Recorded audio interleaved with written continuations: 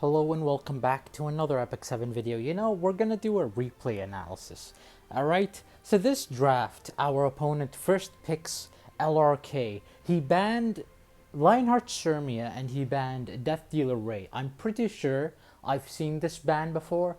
I'm not sure if I played into this very same player because the way he responded was very instantaneous. I remember there was a player who banned DDR and Lionheart Shermia and he picked Sage Ball and I picked Ambitious T1 to him, and yeah, his Sage Ball was pretty useless. So I go Zahhak Zeo into his LRK because I'm gonna cleave. I've just resigned myself. If I'm gonna win, I want an instant win, and if I want to lose, I want an instant loss. So my opponent picks Sage Ball, a very common pick into Zahhak or into cleave in general, and my opponent saw that from my pre-bans, I assume. So he just picks Sage Ball and then he doubles down picking Ambitious T1 because Ambitious T1 doesn't allow Sage Ball to S2, at least not for free, right? So I think to myself, yeah, my opponent is just gonna take my counter just like that. So I double down. I go Ida Cesaria like a true man.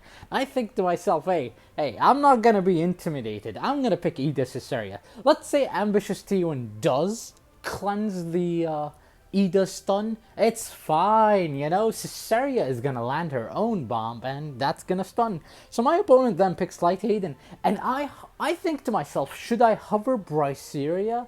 Like, the thing about Light Aiden that pisses me off is that, let's say you pick Zahhak, they just ban Zahhak, and boom, you can't reach the Light Aiden anymore. And so my opponent picks Briarwitch, and I think to myself, yeah, my guy picked Sage Ball, then picked the counter to Sage Ball, and then he picks Light Aiden, and then he picks the counter to Bryceria. And so I last picked Conquer Lilius, mainly because just in case my opponent had any immunities, Guiding Light, or she's just very fast, Another unit I could have picked is Ahmed, alright? If his last pick wasn't Bryceria, if his last pick was an actual genuine threat, I could have always picked Ahmed, and Ahmed would give such an insane amount of CR to Ida that there is no world this Sage Ball can ever catch up. So let's go into the game. So turn 1. We look at this stuff. A lot of immunities. I was genuinely surprised by how many immunities my opponent had.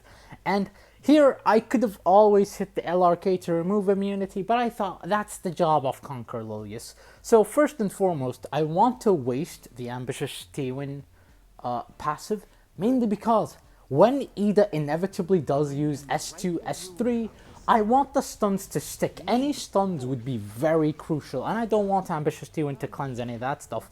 Now, Conquer Lilius is kind of a cheat pick because we remove Guiding Light and all the immunities. Light Aiden stops being a threat because guess what? She has attack down. Also, let's pause here.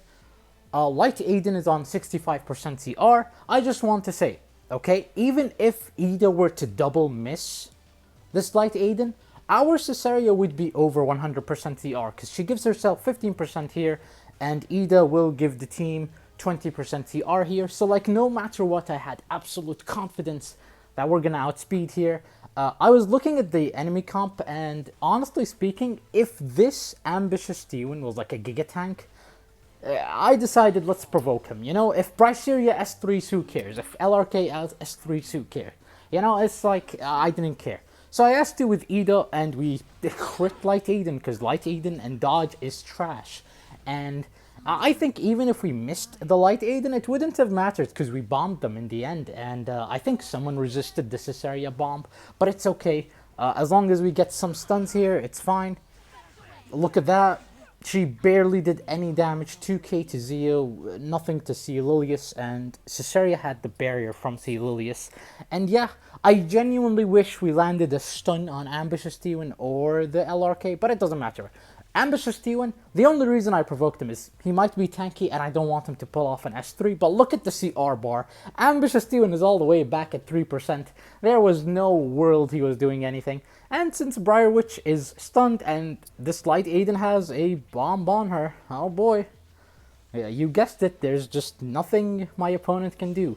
All I need to do is bomb LRK, throw the S3, Ambitious Demon will die from Aureus, I'm pretty sure. Light Aiden will get bombed, and Briar Witch is already stunned. So, like, I just proposed to you this question. Was it worth it to counterpick every unit? It's like, you pick Ball, and then you pick his counter, and you do the same thing with Light Aiden. I do understand in some situations that is the correct thing to do, but like, again, it's like, you need specific builds. If you want to pick Ball and then pick Ambitious T-Win, you need to make sure your Ambitious T-Win is very fast. I don't think a slow Ambitious T-Win was the way. And yeah, if you're gonna pick Light Aiden and then pick Briar Witch, I guess my opponent did the right thing, which is pick a Guiding Light Briar Witch. But I think if that was the case, I don't know.